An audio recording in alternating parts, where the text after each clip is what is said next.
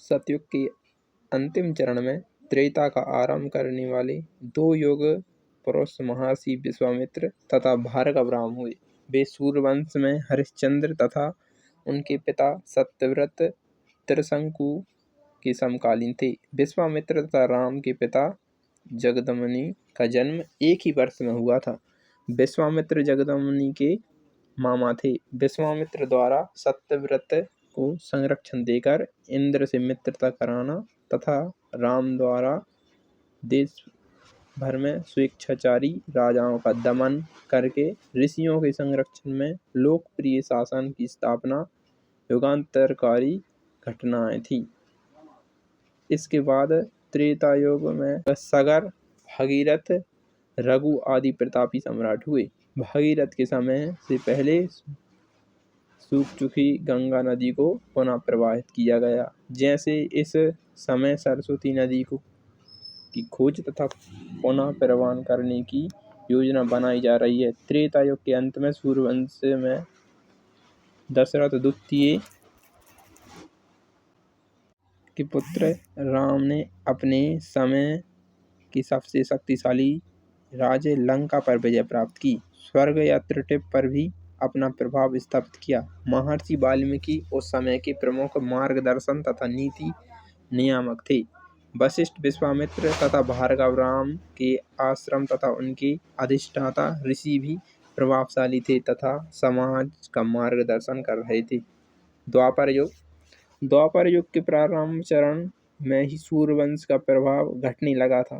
प्रारंभिक चरण में ही प्रसिद्ध दशरथ युद्ध हुआ, जिसमें चंद्रवंशी राजा सुदांश ने देश के प्रमुख 10 राजाओं के संघ को पराजित कर दिया। इसके बाद चंद्रवंश को देश में केंद्रीय स्थान प्राप्त हो गया तथा विवाद की जड़ रहे वशिष्ठ कुल का भी महत्व समाप्त हो गया।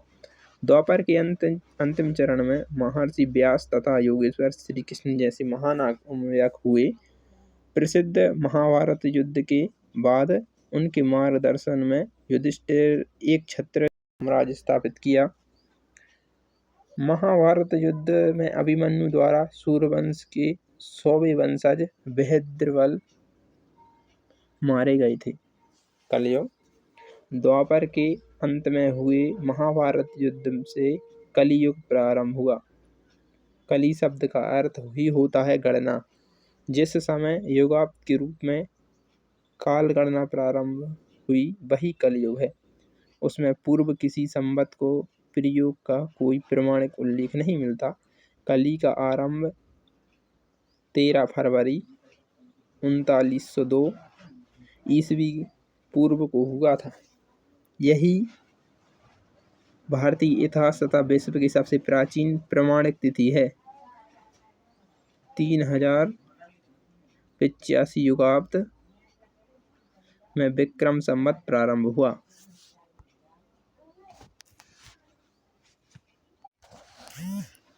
कलयुग या युगाब्द की प्रारंभिक शताब्दियों में पांडवों का वर्चस्व बना रहा। युधिष्ठिर के बाद अर्जुन के पौत्र और अभिमन्यु के पुत्र परीक्षित सम्राट बने।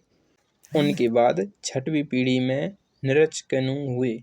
उनके शासन में गंगा की भीषण बाढ़ में हस्तिनापुर नगर भी नष्ट हो गया, तो उन्हें प्रयाग के निकट कौशाम्बी को राजधानी बनाया। युगाब्द की 13वीं शताब्दी में गौतम बुद्ध के समय कौशाम्बी नरेश पांडुवंशी उदयन प्रतापी सम्राट थे। उस समय तक पांडुवंश ही भारतीय राजनीति का प्रमुख केंद्र रहा।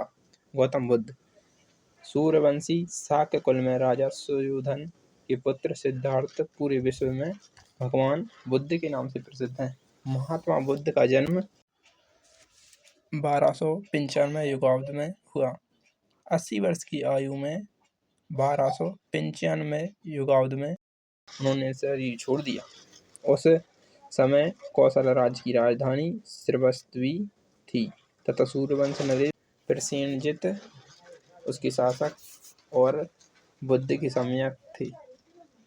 अपने जीवन के अंतिम वर्ष में बुद्ध श्रवस्ती गए थे, तो प्रसेनजित ने उनका स्वागत करते हुए कहा था कि भगवान भी कौशलक हैं और मैं भी हूँ। भगवान 80 वर्ष के हैं और मैं भी 80 वर्ष का ही हूँ।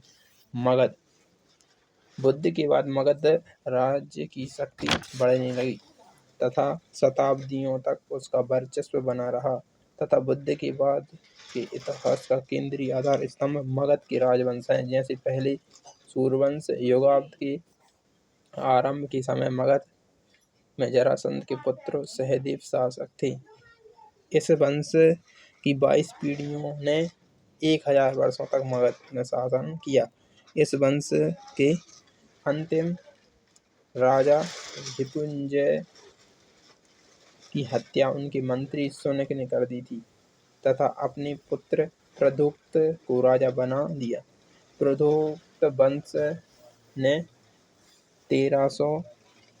138 वर्ष शासन किया। इसके बाद मगध पर शिशुनाग या शिशुनाग का अधिकार हो गया। इस वंश की 5वीं पीढ़ी के राजा विशंबरा या बिंबिसार बुद्ध के समकालीन थे। इस वंश का शासन 362 वर्ष रहा। इसके बाद प्रतापी सम्राट पद्मनंद महापद्मा नंद ने मगध पर अधिकार कर लिया और पूरे भारत के राजाओं को परास्त किया। उनको पुराणों में द्वितीय भार्गव परशुराम की तरह राजाओं का विनाश करने वाला कहा गया है।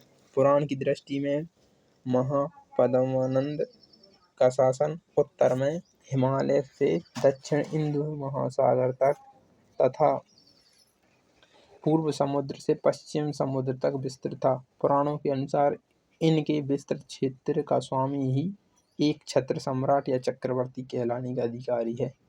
महापद्मानंद को एक छत्र अनुलंघित शासन कहा गया है। इसका अर्थ है कि उस समय हिमालय से समुद्र तक कोई स्वतंत्र राजा नहीं था। महापद्मानंद के बाद मौर्यों को भी इतना सम्मान नहीं दिया गया। नंद वंश के सम्राट घनानंद को चंद्रगुप्त मौर्य ने पराजित कर मगध पर अधिकार कर लिया। मौर्य वंश के बाद क्रमशः शुंग वंश, कण्व वंश तथा आंध्र सातवाहन वंश का अधिकार मगध पर रहा। आंध्र सातवाहन वंश के राजा हाल से संभवतः आदि शंकराचार्य की भेंट हुई थी। शंकराचार्य का जन्म 2593 युगाब्द में हुआ था तथा 2625 युगाब्द में उन्होंने मात्र 32 वर्ष की आयु में शरीर त्याग दिया था। आंध्र सातवाहन वंश के बाद मगध पर अभीर वंश की 7 पीढ़ियों ने शासन किया। अभीरों के बाद गर्दभिल वंश की 10 पीढ़ियों का प्रभाव रहा। विष्णु पुराण के अनुसार 7 अभीर, 10 गर्दभिल, 16 शक, 8 यवन, 14 तुर्क, 13 मुंड या गरुण और 11 मौन वंशी राजाओं ने 1090 वर्ष तक शासन किया।